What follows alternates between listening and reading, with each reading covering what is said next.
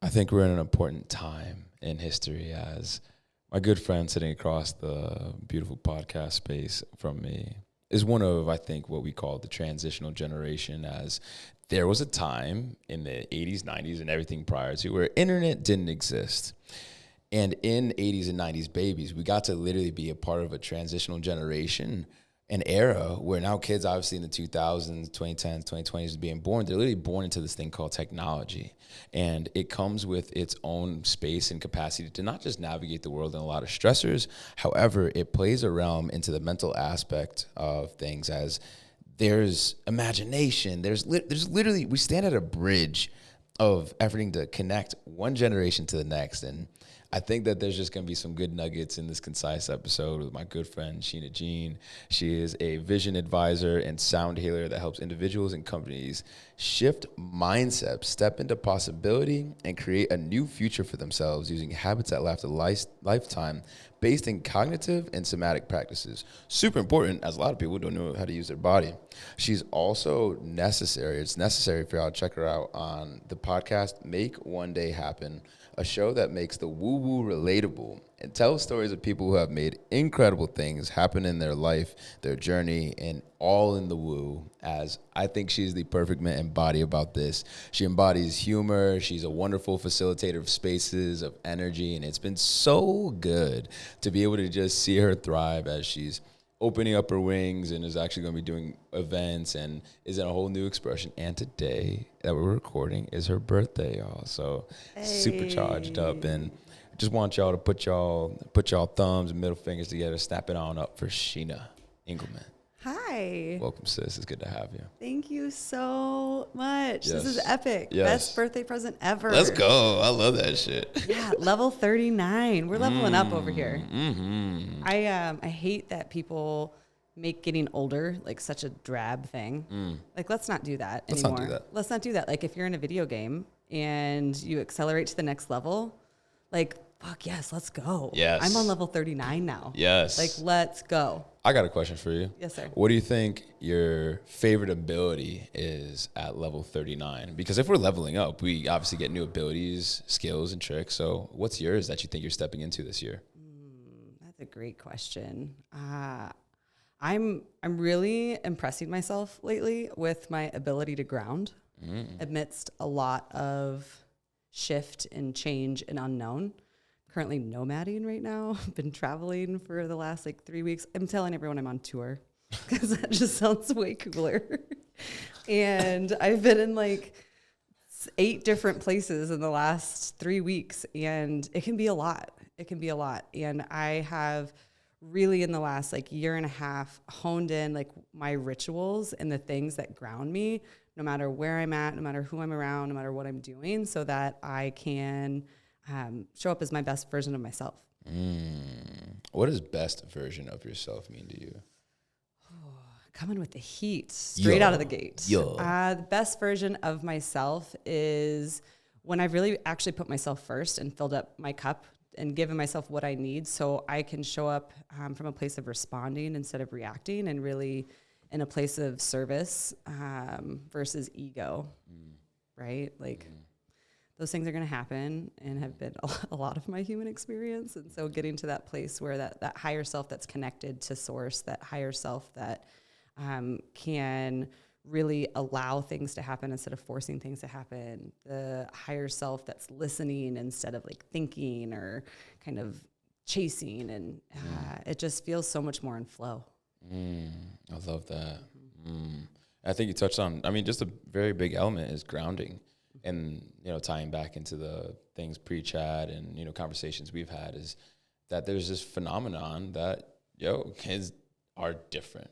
And they're growing up in different circumstances. And I'd love for you, to share, your perspective and, facilitating hundreds and hundreds of people over the last, few years and an experience. What do you think, the magic is and the power is that coming from the 80s and 90s, bringing it into interactions with humans in this time? Yeah. You guys it was on the episode where y'all were talking about, I think it was the Matrix episode. Nice. with Dr. Brett Jones. And at the very end of that episode, you started talking about the generation. And this is something that I've really like felt for a long time, that like our generation is special. We have literally stood on two sides of humanity that no other generation is going to stand on. Right. We grew up in this analog world where it's like, if you're bored, then go outside. Right. That was literally, if you're bored, go outside. That was it. It's not, well, here's an iPad, or go get a, go find something on TV, or just all of these screens that we have now. So we grew up in an era where we had to be present. We were taught to be present, even if that wasn't actually what was happening. There was this connection to nature and just being outside that it seems like kids are getting further from these days. And as we look at where the world is going, like with the metaverse, oh man, that thing creeps me out. And it's so exciting. And it's like inevitable. It's like, how are we stewards of that presence and that analog lifestyle that is still available to us today if we choose to put our phones down? Just put it on airplane mode. Put it on airplane. Do not disturb is my favorite mode. People get so annoyed at me. They're like, why don't you answer your phone anymore? I'm like, because I am living a non-disturbed life now. Ooh. Like D in D4 life. You got to be real special to get me out of D&D mode. Well, I am honored. Yeah. I love that. And I think there is a component to it where two things. Brett mentioned he used to take care of, some very high tech people out in the Bay. And they said it's a matter of essentially when do they want to create new technologies, because they can do whatever they want now. But it's like, what is it? And I think it's very and vitally important to be able to have that level of discernment. But even more so when you mentioned, our connection to nature, the connection to presence, it's so important. It's like there's this opportunity for us to be able to shepherd, and be able to remind people, like the opportunity to go on DND or airplane mode, or even like you just said, like your ability to ground. So many people are just lost in technology and lost in this inevitable ocean that's just going to keep, overwhelming people. Because I went on Twitter like 2 weeks ago, just was looking at some things on Puerto Rico, and I was just like, this is so much information. Like I could feel my nervous system literally vamping up into like a defensive state because it was just so stimulated. And I was like, oh shit, like this is what the normal human that's navigating social media, Instagram, Twitter, TikTok, whatever it is, as it's like this dynamic of constant bombardment, yet an ability to escape reality and just be constantly entertained as well. Do you want to know a fun fact? It's actually, It's not a fun fact. Let me walk that back. Yes, I do. Do you want to know a terrifying fact? Yes. This was like done back in like 2011, I want to say. So keep in mind before social media. But back then, there was a study that showed that the amount of information that someone receives in one day in 2011, yes, it was the equivalent of what someone in the 1800s received in their entire fucking lifetime.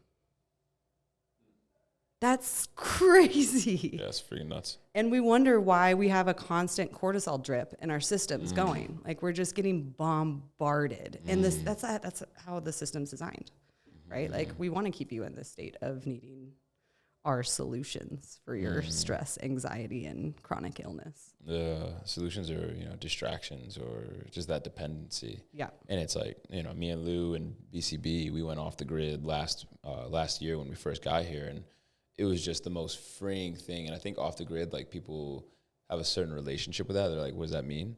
And, really just throwing your phone on airplane mode and going literally into nature, going on a hike or going backpacking, I think is one of the most empowering things that one can 100%. Do, because it just clears your energy. You're able to literally depolarize all the chaos in your system and decharge that into Mother Earth, into nature. And also you're able to just, it's like we're remembering, or it's an opportunity to remember what life was prior to things. Right. And then there's some ancestry and there's some legacy, there's some juice there. And, I'm still very green or very new in like doing a backpack adventure in that capacity. But, I had Lou and BCB to guide me in that capacity. And I think that we have the opportunity to do that in a micro, in the interactions with all the people that we see on the day to day, and, really be a light and really just shine people like, there's an opportunity here for you. Yep. And there's a superpower here for you, especially talking to high schoolers, teenagers, middle schoolers, whatever it may be, as there's no manual as like, here's how you use social media.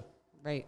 Yeah, it's actually something that in the last couple of events and ones that I do now, unplugging is part of the recipe for that experience. Like, Love that. like we have actual, my dear friend Brooke has a company called Intermission, and she really kind of invited me into this concept with her last June in Austin when she held a 4-day retreat that was completely unplugged.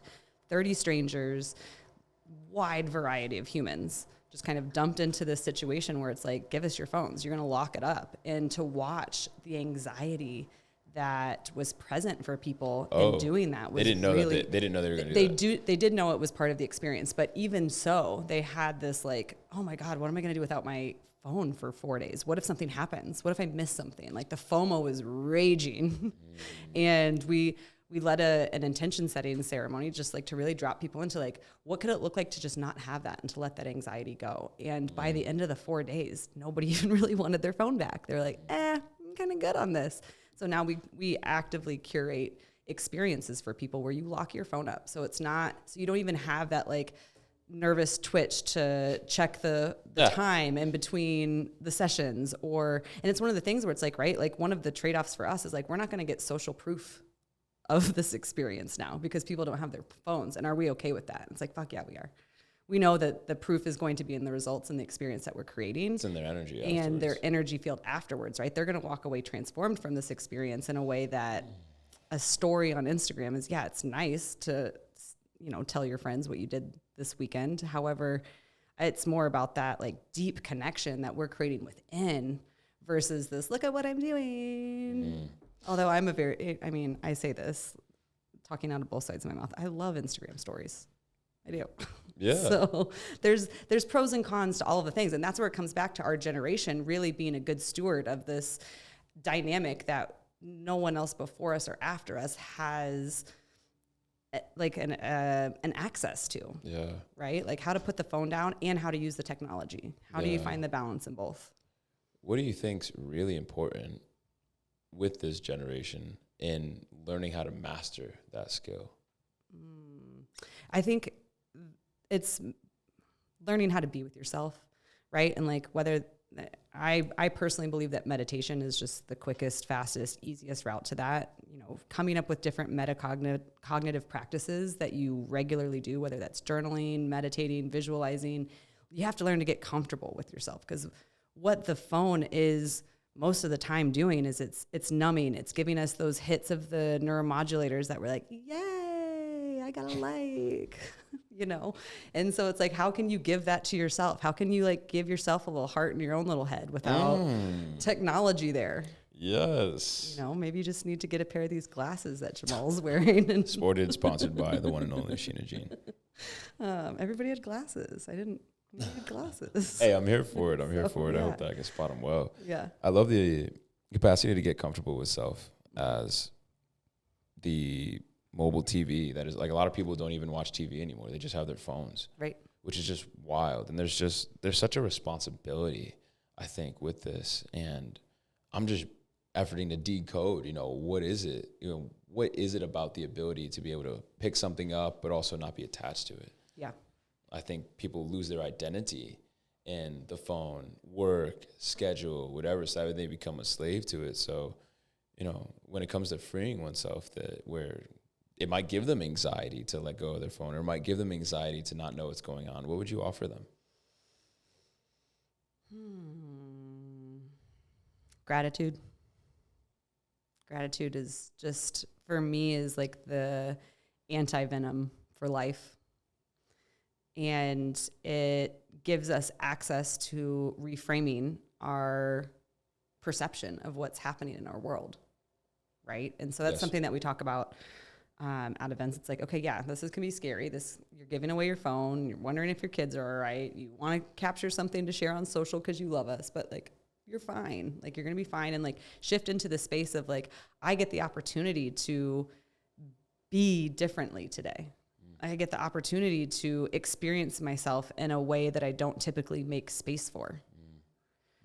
Right? Like there's always a way with gratitude to turn the lens in a different direction and choice. Like we all have choice on how we're choosing to view things. I know it can be a tough topic for some people, but it comes down to like we have choice. Why do you think it's a tough topic for people? Victimhood is an unfortunate vibe these days. And it's a lot easier to blame the shitty circumstances that absolutely exist in this world and in this human experience. It can be a lot easier to point to that versus having to reflect inwards. And that goes back to that capacity to be with yourself, right? There's plenty of places to point the finger at besides inwards.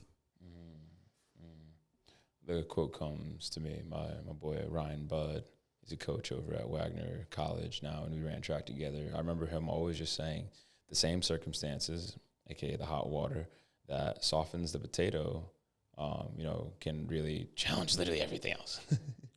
Melt away literally everything else. If I had a spirit food, it would be potatoes. Nice. Side note. I love that. It is, but it's true, right? Like a cold bath, cold plunge. It could be really terrifying if you're being pushed in there and you don't want to go.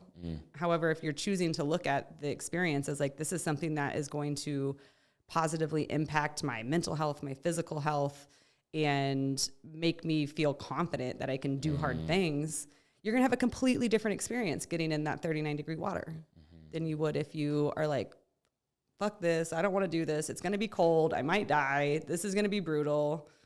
Like our mindset is so important. It's so important. And recognizing that we have choice and where to point it at is a huge piece of the puzzle in the game of life. I love that. As you've worked with so many people, what is one of your offerings, or what is something that you say to someone where they're getting into the water for the first time? I can appreciate gratitude. I can appreciate the mindset, but obviously I imagine you take them on a deeper experience, besides the cold water as well. But what are some things you offer to them? Offer as in? What are some things you say to them?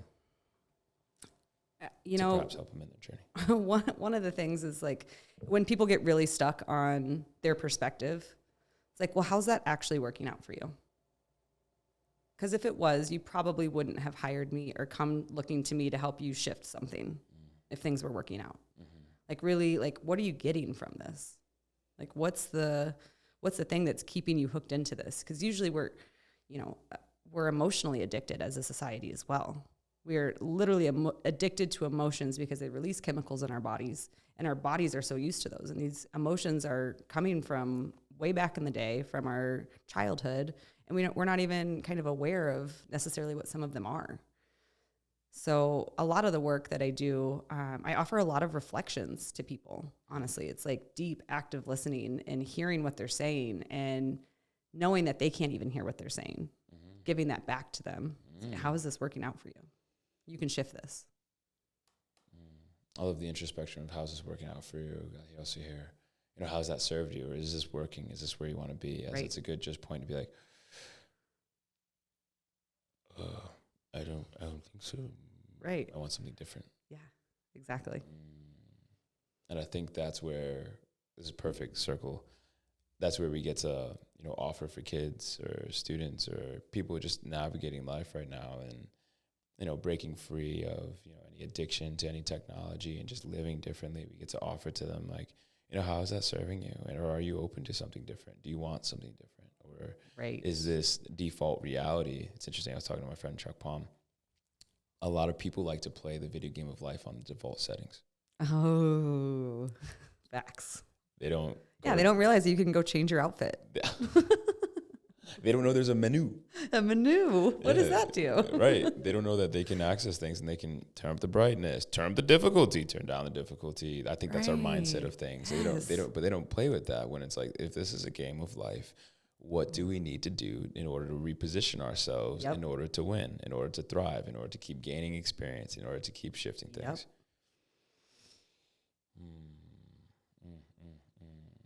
Tell me this, as I'd love for the world to hear it. One of my favorite questions I like to ask people, when it comes to their birthday is, what is your intention with this trip around the sun?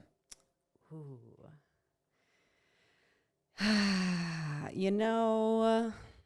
going to have to borrow one from the Source and KTC community on this one. And it's really stay in my prayer this year. it's been something that I grew up Christian and heavily involved in the church.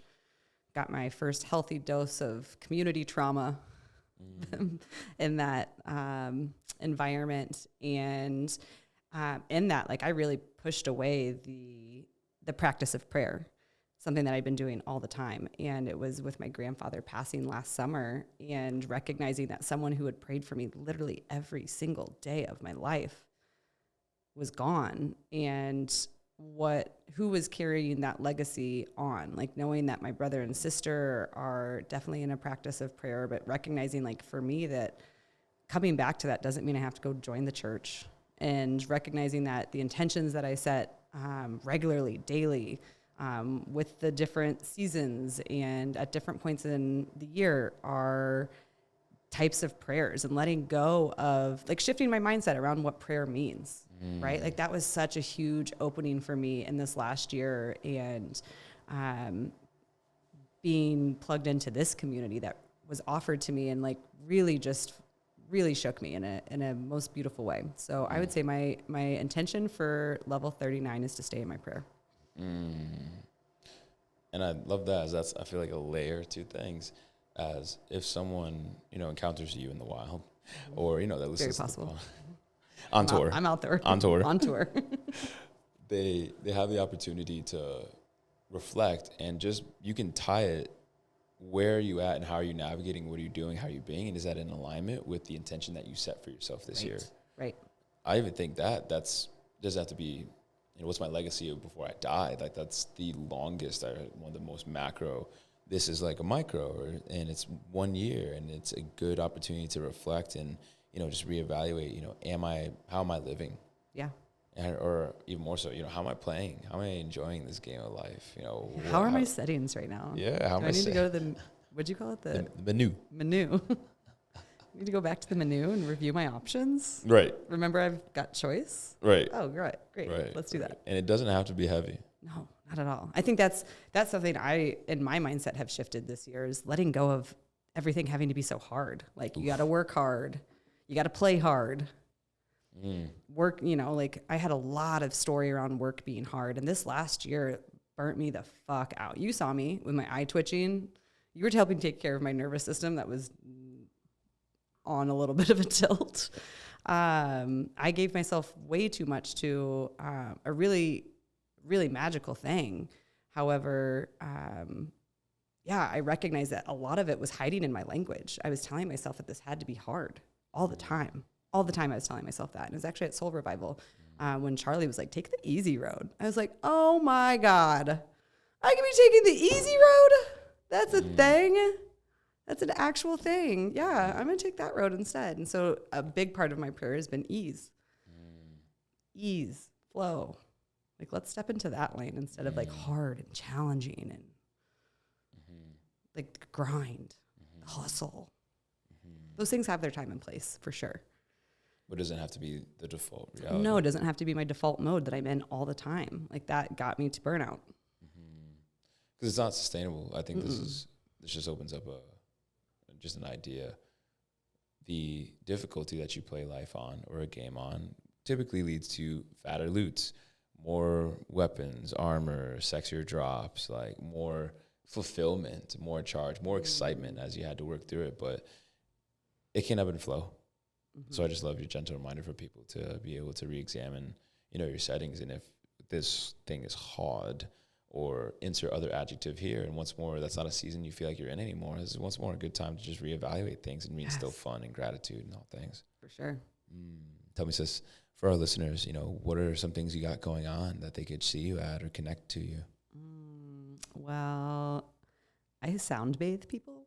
It's a whole lot of fun. We use sound. I pair sound baths with guided visualization. I'm really interested in helping people connect to their future selves and developing a deeper relationship with their intuition.